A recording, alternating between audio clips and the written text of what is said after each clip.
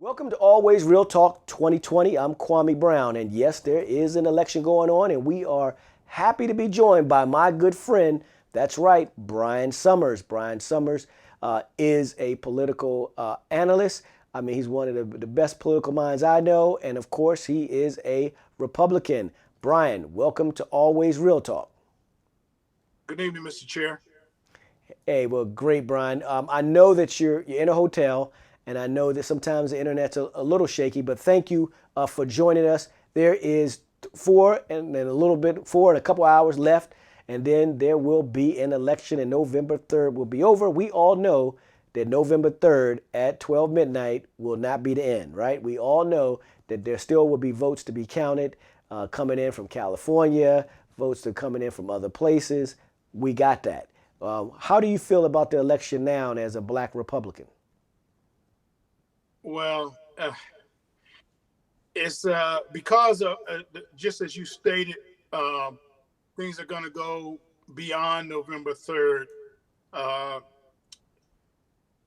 it's a little hard because Nevada, California, Washington State, those states out there um, will get their elections results in. It's what happens the next day when the court challenges start across the country. And it is that development that's going to be very hard to stomach as a Republican because again we're kind of I think it'll be a worse case than where we were in 2000, just because I think you don't have all of the drama of 2000 right now, but you've got a lot of antics kind of going on. I don't know if that makes clear in a lot of sense, but um, yeah. So I mean, as a black Republican, I realize and know where things stand as far as the country. We are we have got to, as a country, I think, get back on track and unite and become one and work to become one for everybody. So So, I think that that's got to be a unifying message going forward, and we'll let the process of the courts play out um, and see where it goes from there. well, let me tell you, it has to be very hard right now being a Republican and being a black man Republican right now. I know because I know you're a hardcore Republican and I know you have conservative values. At the same time, I know you have a little bit of liberal values in you too because we talk. But I know it's Whoa, hard for you. whoa, I'm bringing liberal it and out. nah. What you I hey you mean, believe you believe in $15 an hour minimum wage. You believe in the minimum wage should be that's fifteen not a dollars. liberal anything. Well, That's some not people say liberal. that's liberal. Well, I mean, let them work for it and decide if it's 15 and pay their people that they work for them that. But I don't say it's liberal. I say, it's got to be decent. It's got to be a human competitive wage. It doesn't have to be liberal or conservative. You just got to do the right thing and do right by these. And we start to lose sight of who America is because everybody's hiding behind a label or is comfortable to be labeled, what somebody else is comfortable with versus who we really are. And so, yeah, liberal, conservative. At the end of the day, I always say what still pays the bills, and it's not so much the liberal or conservative. It's just doing the Okay. right thing. Okay, I'll buy that, but I know some people that are super far right. There's not for any type of increase in any wage. So I just saying that being someone I'll that say you this to are. you, Mr. Chair. You can look at those same people who are far right and not for anything you got to look at the conscience of them if they have one. But these are people who I'm sure grab their kids and go to church on Sunday morning. But the same person that may iron their clothes, do their dry cleaning, serve them at their restaurant, um, they don't seem to see them as people who deserve a lifestyle that is comfortable for them and their family. Well, And we're going to have a coming to Jesus moment in this country about how we really do people. I mean, I'd say very adamantly, 2 years ago, I was fighting hard in the District of Columbia for the $15. I wanted it, and I was against the mayor, and I was against, those people that were running because I felt like, you know, really living in D.C., people of color in a service industry need to be able to live where they work, where their kids go to school, and where they've invested. They pay taxes here through the good and the bad times, and deserve every bit a part of this city's growth as it's happening right now. Okay. Well, once again, I say it. Here it is, Brian Summers, and we're just talking about where you are. We're not going to give it a label. We're not going to give it a liberal. We're not going to give it a conservative. I'm just going to say you're a compassionate brother. That's all. You believe that everyone should have an opportunity to earn a decent wage and live in, and some people don't believe that, right? Some people in your party don't believe that. But I want to move on to where you think this election And is some going to be. people in your party as well too, Mr. Chair. I got to say that the Ward 5 chairman was not for. I mean, the Ward 5 councilman in D.C. was not for it, and went up and down 12th Street Northeast D.C. talking about how he had talked to workers who were not for the $15 minimum wage. I've yet to this day want to meet any person that's working for less money that did not want more money. And so I do not accept that, and I would challenge anyone to that. I mean, and Well, look, I gotta put it where it counts, man. I thank you for pointing that out. That there are people on both sides of the aisle that don't want the $15 an hour or increase in the minimum wage, just like there are people on both sides of the aisle that's been stopping D.C. statehood for a long time. So let's move on to the presidential election 2020. Look, I got something for you. Everyone seems to be for statehood. Everyone wants to be, for the, DC being the 51st state, the democracy, how with taxation, with no representation, being able to spend our money. You're a DC resident. What is your thoughts? Do you think when the Democrats take back the Senate, if that happens, that there are enough Senate votes to make DC the 51st state?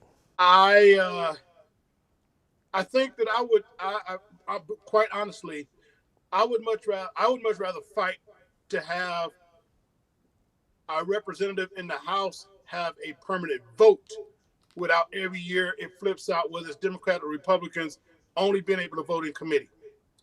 And I say that as we progress to uh, studying more and getting better understanding for what we need to do if there is to be the two senators per the District of Columbia or the state of Columbia becoming, a 51st state.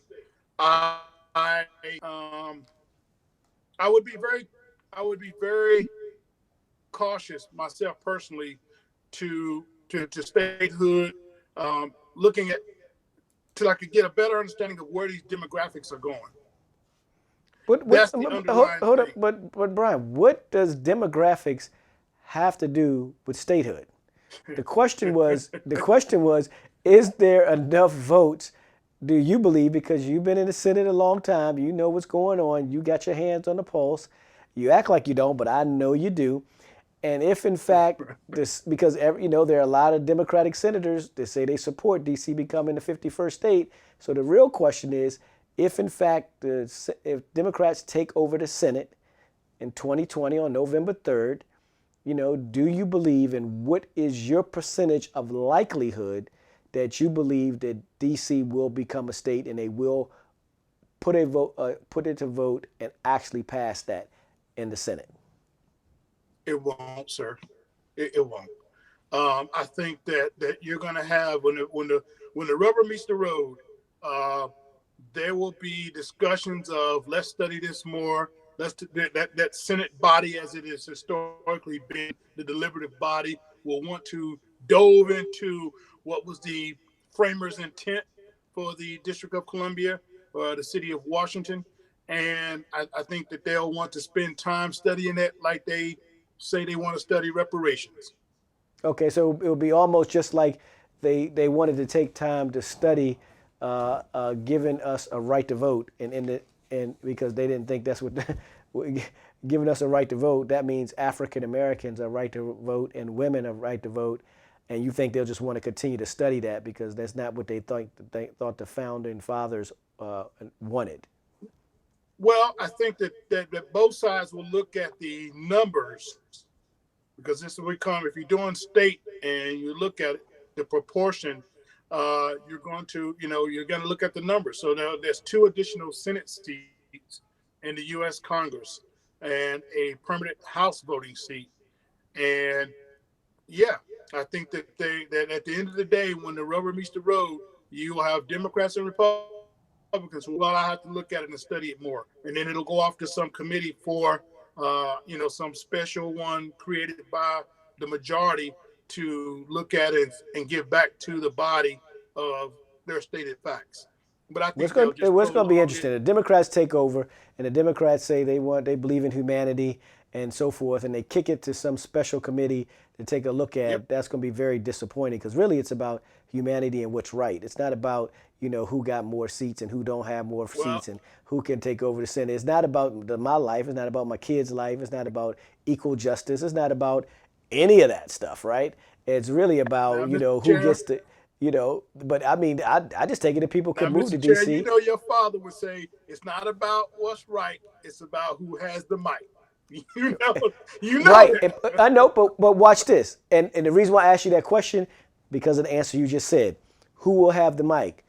If Joe Biden is president, he will have the mic. If in fact the Democrats control the Senate, they will have the mic. If in fact the Democrats control the House, they will have the mic. So the real question is, since the Democratic Party will have the mic on every stage, there are 3 stages, and they got that mic on every stage. The question is, all this humanity, all this, let's do what's right, what's fair, what's just.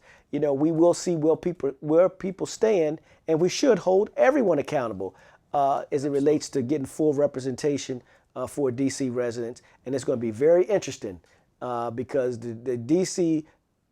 has voted Democrat every single election. They put people out there in the polls supporting them in every state. They've contributed to a lot of Senate races all over America. And for anyone to turn their back on them, there's been a loyal to this party is unacceptable. It'll be January when you have me back, because that'll be the outcome. Hey, okay. Well, I tell you what, you'll be back before then because we'll talk about what's going on and why your party is holding everything up, right? That's what we'll talk about in November when you come back. When you come back. Hey, if it's always real talk, it's going to be real.